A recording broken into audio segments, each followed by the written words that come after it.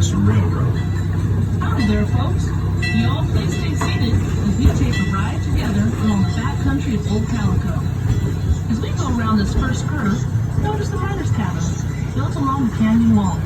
As crude as they appear, they were ideal for protecting us from the hot summers and cold winters here at Calico. They're not for the independent types who like to fend for themselves. Of course, many miners stayed in boarding houses, mainly for modern conveniences, like home cooking. I got my nickname Hard Rock because that was exactly the kind of mining we did around here.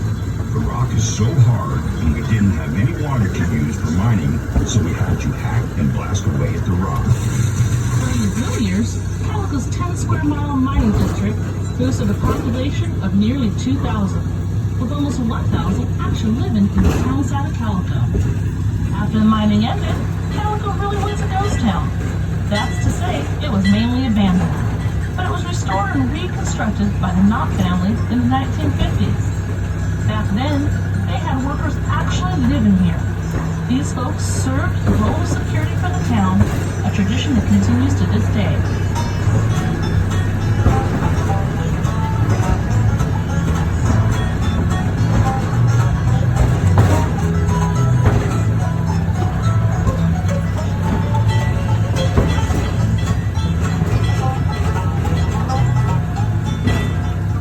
As we round this next curve, look to the left of the engine and notice the pile of rocks painted white with a white marker on top. This is an example of what a corner monument looked like.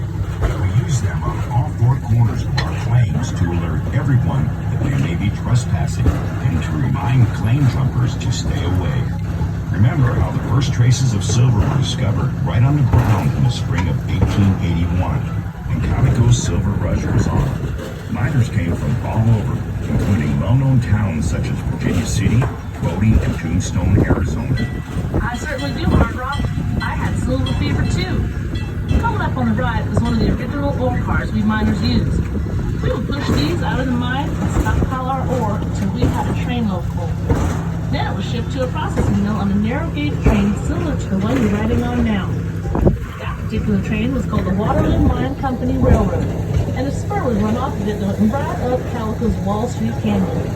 The closer a railroad could be run to the mines, the better. This large area to the left of the train was where some of the miners lived.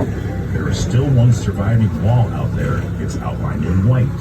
Beyond the mountain, to the northeast, was East Calico, where among others, the big Bismarck mine was.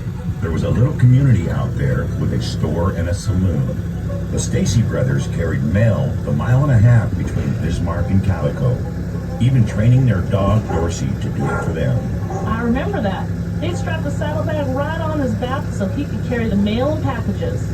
As we pause here, take a look at the top of King Mountain, where your engineer is now pointing.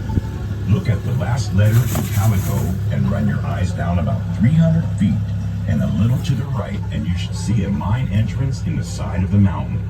This is a tunnel for the Silver King mine, one of the richest and largest mines in the Calico mining district.